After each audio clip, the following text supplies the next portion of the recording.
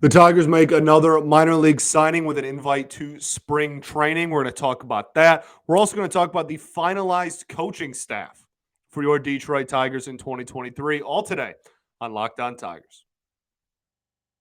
You are Locked On Tigers, your daily Detroit Tigers podcast. Part of the Locked On Podcast Network, your team every day.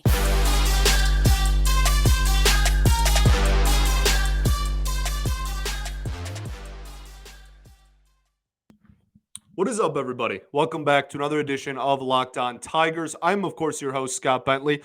Today is Friday, January 27th, 2023. Thank you for making Locked On Tigers your first listen every single day. We are free and available wherever you get your podcasts, including YouTube. This episode is brought to you by FanDuel Sportsbook, the official sportsbook of Locked On. Make every moment more. Visit FanDuel.com/Locked On today to get started. Alrighty, we are back. Happy Friday, everybody. If you live in the Michigan, if you live in the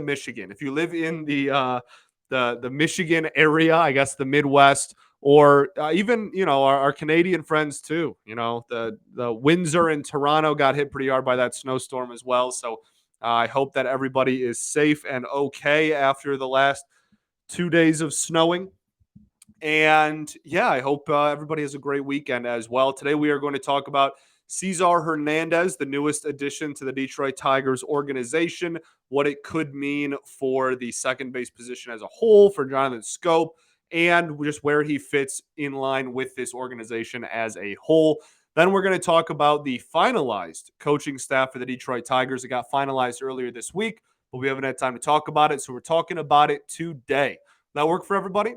Okay, cool. Let's get started then. Cesar Hernandez, the newest addition of your Detroit Tigers, signs a minor league deal with an invite to spring training via Evan Petzold of the Free Press. It is a $1.5 million deal if he is to make the major leagues. And he also has an additional $1.85 million in performance bonuses as well. Again, that's all via Evan Petzold of the Detroit Free Press. He is the man. We love Evan here on this show. And yeah, this makes a lot of sense. This makes a lot of sense. Let's get into why it makes a lot of sense. Hernandez is a switch hitter, Gold Glove at second base in the year 2020. And that's fine. Schoop could have won a Gold Glove last year, whatever. His defensive numbers outside of 2020 aren't anything like uber spectacular. I just want to get that point across. You're not getting a bona fide, he has one Gold Glove, so that means you're getting a bona fide defensive anchor out there, at second or wherever he plays. We'll kind of talk about that a little bit later too. But he did have good defensive numbers in 2020, and it was a shortened season at that. But he has some rougher defensive seasons. It's all around zero if you were to average it out. He has some really bad seasons, some pretty good defensive seasons, some net zero defensive seasons. That's not really why we're bringing him in, but shouldn't be a liability at second base, to say the least, I guess is my point, if that's where he ended up. Now, it is also worth noting that he played left field in 2022, not primarily, but he did get innings, I think about 100 innings in left field just last season. In his major league career, he has played left field, center field, third base, shortstop, and second base. So has experience all over the diamond. What is that? 5-6 different positions, 5. So yeah, definitely some versatility as well. And again, we'll kind of touch on that a little bit later too, because I think that's kind of a slightly overlooked part of this addition. But let's talk about the offense. This is what makes a lot of sense. He fits the profile to a T. He is exactly what, if you've been paying attention, which I'd imagine if you're watching a daily talk show about the Detroit Tigers, you are someone who pays attention. It's very obvious that this team has a profile, and Cesar Hernandez fits this profile pretty well, right? 9.4 career walk percentage. That's pretty solid. 19.3% K percentage. Anytime you're under 20, you're looking at pretty respectable numbers there. He is consistently in the middle of the pack in walk percentile rating, right? So compared to every other hitter in the game of baseball, usually middle of the pack, usually even upper middle of the pack, has some years in the 40th percentile. some years in the 60th percentile, whatever, but around middle of the pack there, which is solid. Again, like we're just dying for some middle of the pack walk rates. Like that's great. We've been tied down with like 3% walk rates by half of our roster for the last 4 years. Like that's fine. I'll gladly take it almost 10% career walk rate. Are you kidding? That's music to my ears.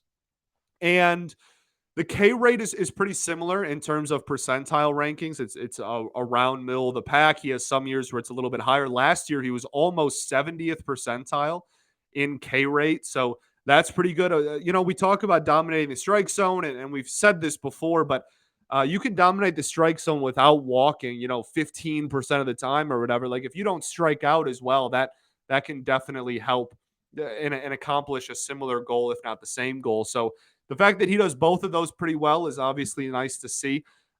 Whiff rate, 76th percentile in whiff percentage last year. Really good. Doesn't swing and miss too terribly much. For even to go a little bit deeper on the not swinging and missing too much, his Z contact percentage, which is just the percentage of times he makes contact with balls that are inside the strike zone, his career is 89.4%. And outside of 2020, which was a weird short year, it is every year between 88 and 90.5%. So pretty consistently at about that 89.5%, make 89% of the time he swings at a ball inside the strike zone, he makes contact with it. That would have put him just outside of the top 30 if it was just in last year, right, in 2022. Now, would have just been just outside of 30th. So pretty solid there. You're talking about one of the better dudes in the league at making contact with balls in the zone. And then O swing percentage is another stat that's fun to look at. That is the amount of times a hitter swings at a ball outside of the strike zone. Not makes contact with or anything, just swings at a ball outside of the zone. For reference, Javi Baez actually led all of baseball in this in 2022 and was over 5% ahead of the second worst in baseball amongst qualified hitters.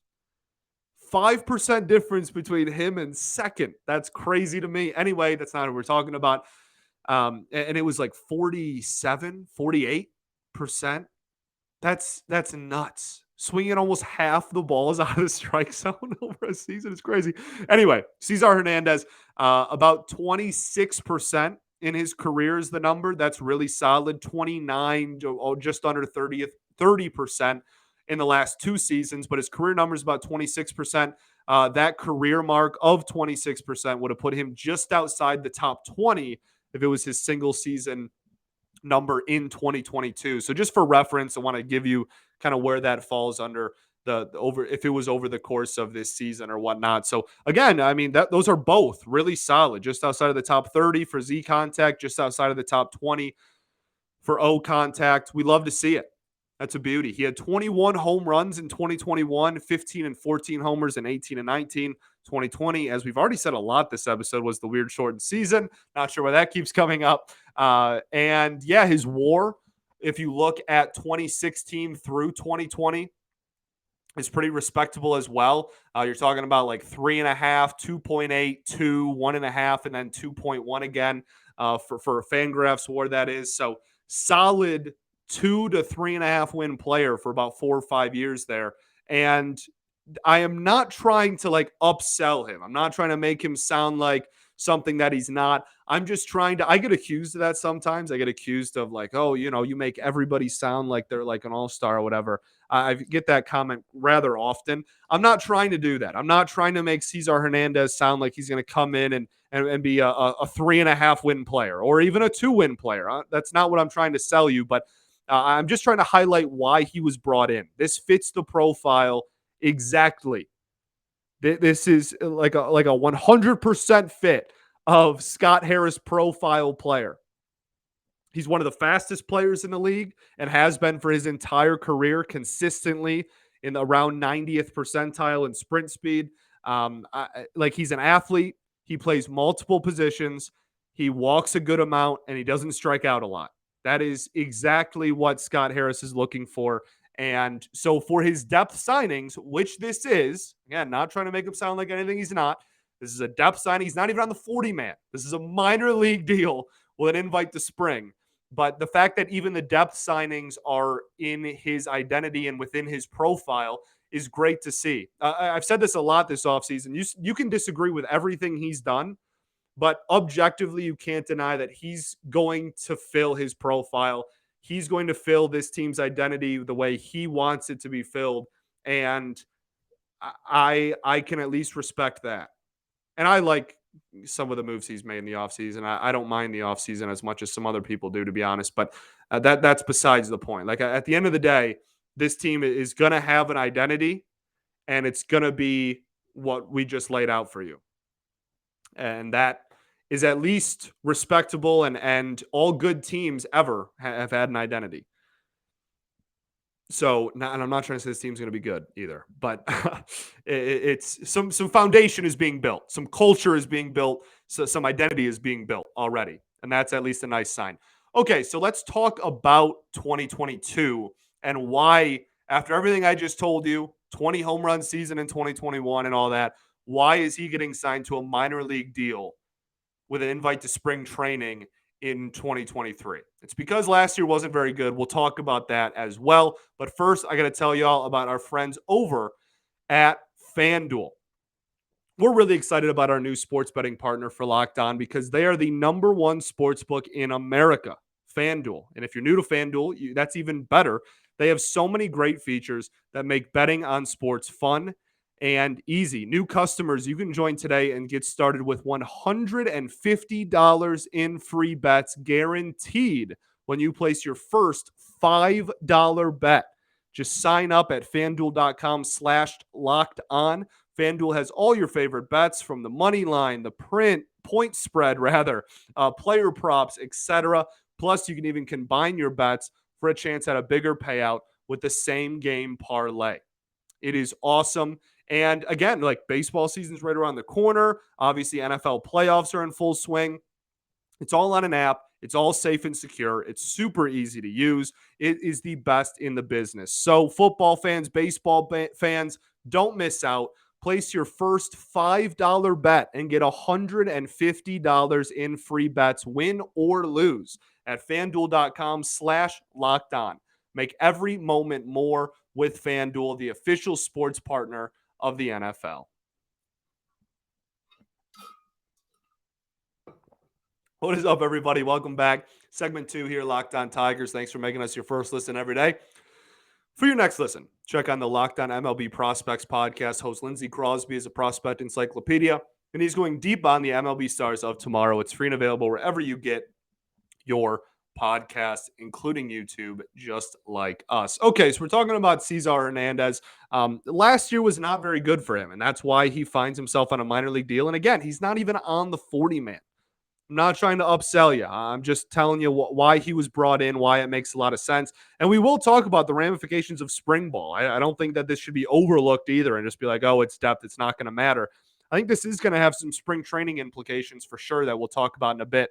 But last year was not great. 1 home run last year. In 2021, he had 21 homers. 2022, he had 1 homer. Was worth half a win, according to Fangraphs WAR. The walk rate went down 2% from his career mark at 7.3%. His OPS was a 629. That's compared to a 716 career OPS. He's a career 96 WRC plus hitter, and last year was a 79, making him 21% worse than league average in weighted runs created. Just all around, really a rough year for him. And what he played for the Nationals, who obviously are in for probably a few rough years. So maybe you can chalk some of it up to that. But regardless, this is a dude who was brought in to shake things up a little bit in spring ball. And I think that is probably the biggest conversation that's going to come out of this signing. Look, second base, it's no secret. Jonathan Schoop last year really struggled at the plate. He really struggled at the plate. And I think, we talked about it. When did we talk about it? It maybe have been in the mailbag where I said to y'all, I don't see how Jonathan Schoop is on this team in August or September. And that's because if he does really well, he's on an expiring deal. He's going to get dealt. And if he does really poorly, he's on an expiring deal that's not worth that much, and they would rather earmark at bats for younger players. And now you have even more depth in Hernandez, who's not a young player; he's in his early 30s. But regardless, you have the ability to give at bats to other players. They're just going to count their losses, and they're going to DFA him if he is as bad as he was last year, for sure.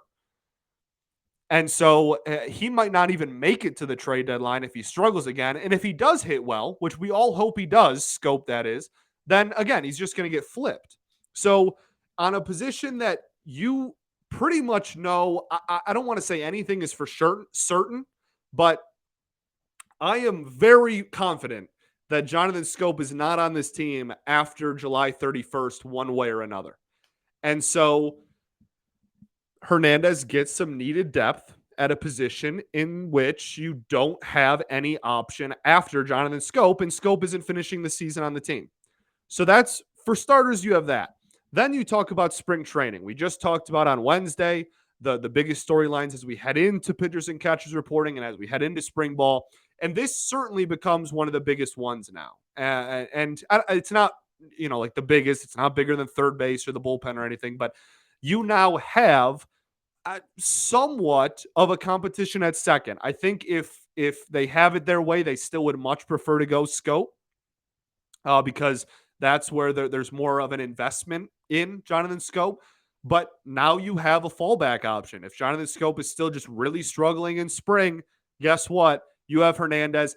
Also, like I don't mean to be too blunt or whatever, but Hernandez fits the team's identity and profile significantly more than Jonathan Scope. And I love Scopey and I appreciate everything he's given this team over the last 3 years. And there was a solid year and a half, almost 2 years there where he was like one of, if not the best hitter on the team, which is probably more of a testament to the rest of the team than him. But like he was one of the only like decent power threats in this bat for like a couple of years there. Like I could not appreciate and respect the dude more. But like with what Scott Harris is building right now, Hernandez fits the profile a lot more. So, and again, I'm not saying Hernandez is like has taken his job and it's just wraps. Like it's going to come down to spring, and at that, I think if it's a close call, they're still going to lean Scope. Like I fully expect Scopey to still be the opening day shortstop, but now you at least have a safety valve option at second base.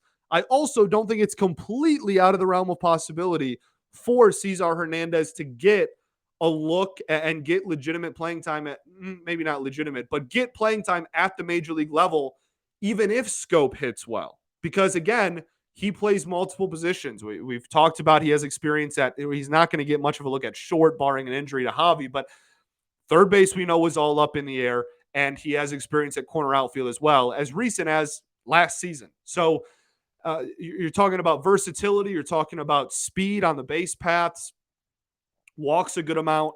Like this is not, and again, like if he goes into spring and he looks much like he did last year, then this is a non-story. And again, I'm not trying to upsell you, but I think enthusiasm can sometimes be confused with optimism. I'm not trying to tell you that Hernandez is anything more than he is, but I think that this makes a lot of sense. I like the move a lot.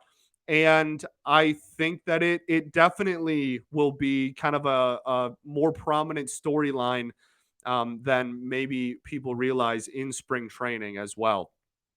And the last thing I'll say on it, and then we'll move on to the coaching staff and whatnot, is that at the end of the day, he's not even on the 40-man roster.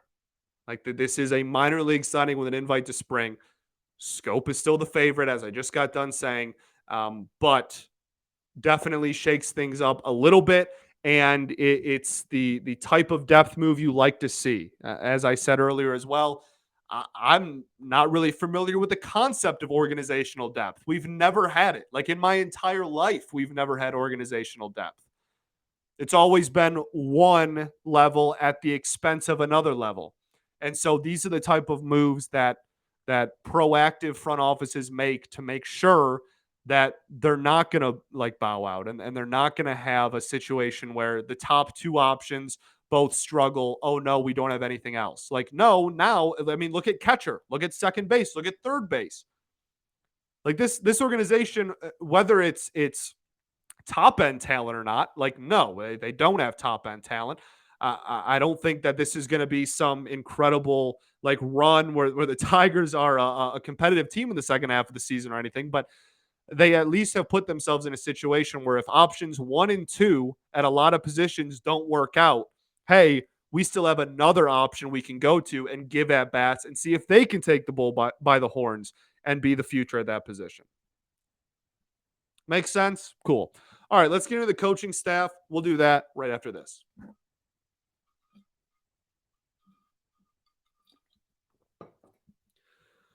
All right, everybody, welcome back here. Third and final segment of Locked On Tigers. I appreciate y'all for tuning in. Thank you. You know what? Really quickly, I don't know if I said I was going to talk about this early on or not, but I can't open Twitter without seeing a bunch of people talk about how they want to bring in Miguel Andujar. And that just confuses me because, like, I don't see the fit at all. Now watch, like, I'll go on this little like rant, and then over the weekend they'll bring him in, and I'll have to explain why it makes sense. But I just genuinely I don't see the fit, and it's kind of like somewhat of a, I don't want to say a joke, but like every fan base has like a group of fans that whenever Miguel Andujar is available, it's, oh my goodness, we should give him a shot. Like, there's a reason that he hasn't gotten a legitimate look by any major league team in 5 years. Like, there's a reason for that. It's not a mistake. It's not an accident. Like, there is a legitimate reason for that. And this year he'll be 28 years old.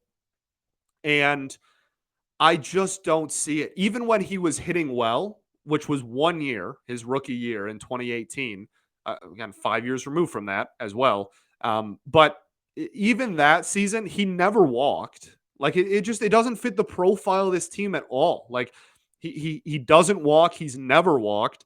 And since his rookie year, which again was great, no one's denying that, he was in the rookie of the year conversation with Ohtani, right? Like, I mean, like he certainly had a good year that year, but like this, I don't see it. I don't understand why that there are people that are like pounding their fists on the table to bring in Andujar. Like, he also hasn't hit well since his rookie year. Like, in his limited sample size since then, admittedly, every year since then, he hasn't hit well. He has a negative WAR like every year since his rookie year.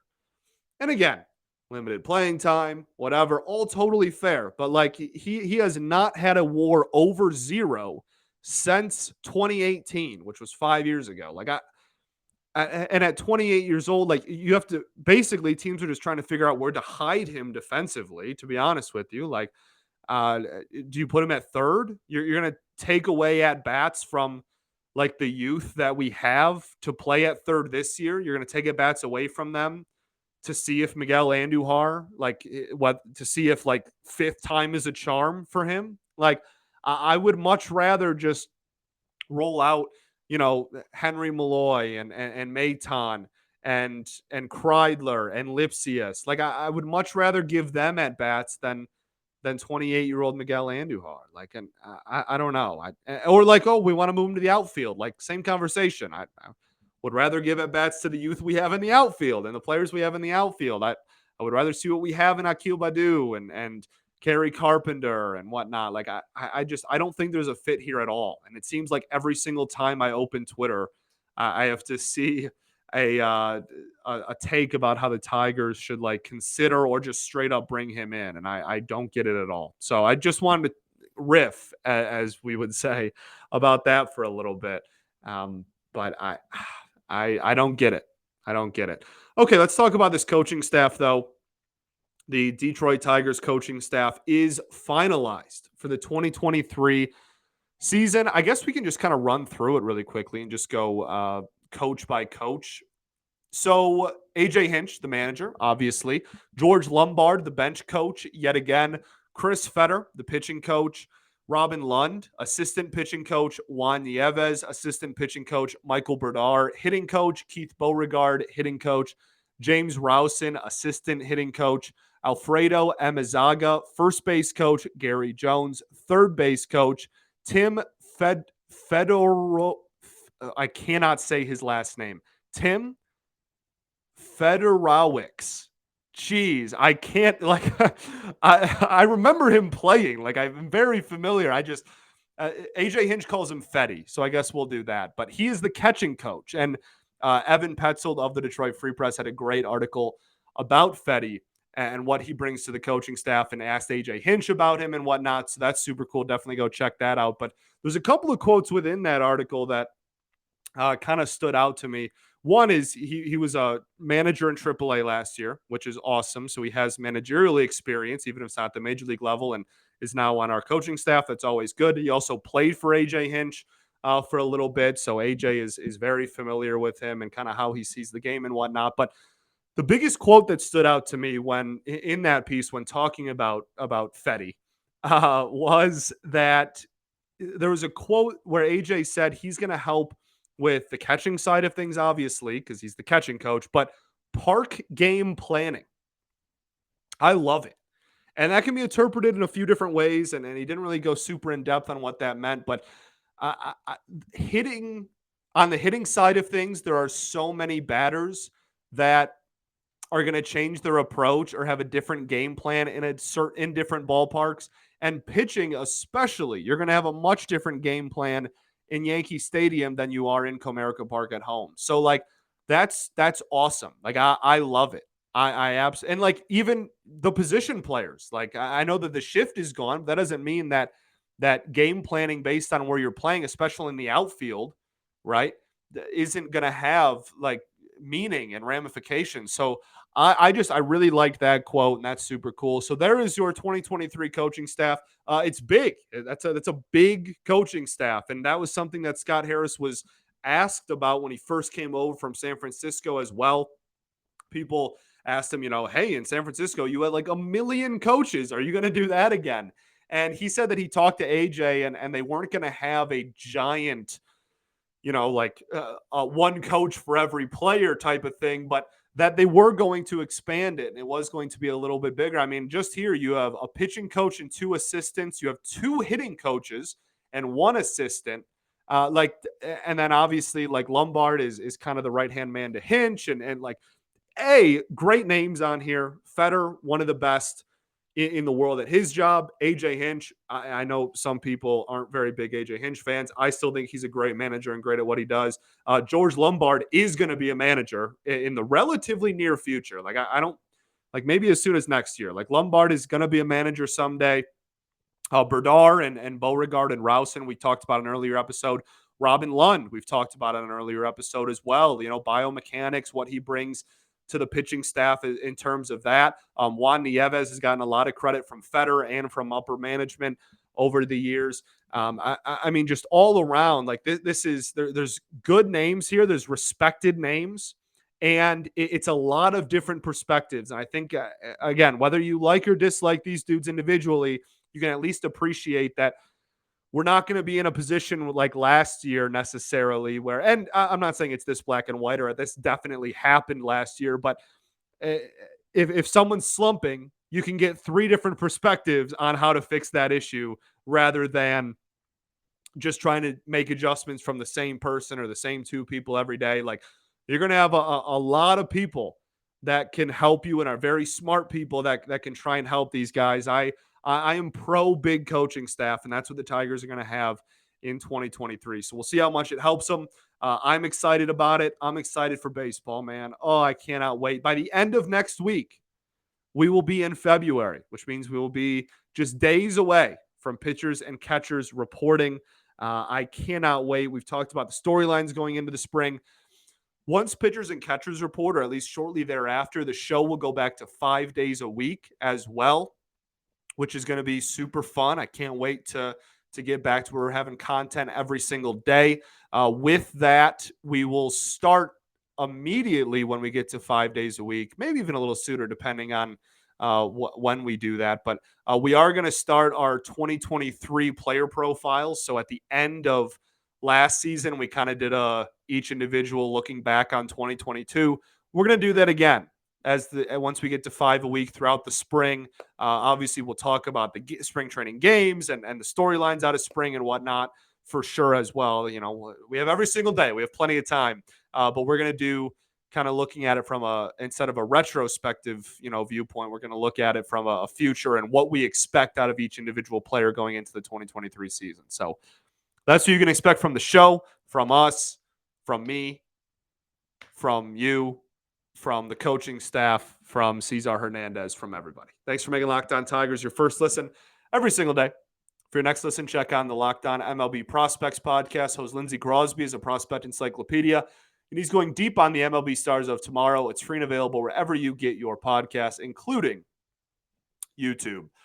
Okay, I think that's all I got. Stay safe out there. Hope everyone got through the week. Like I said, okay. Have a fantastic weekend, and we will see y'all on Monday. Peace and love. Going to therapy's dope. See y'all on Monday. Go Tigers, baby.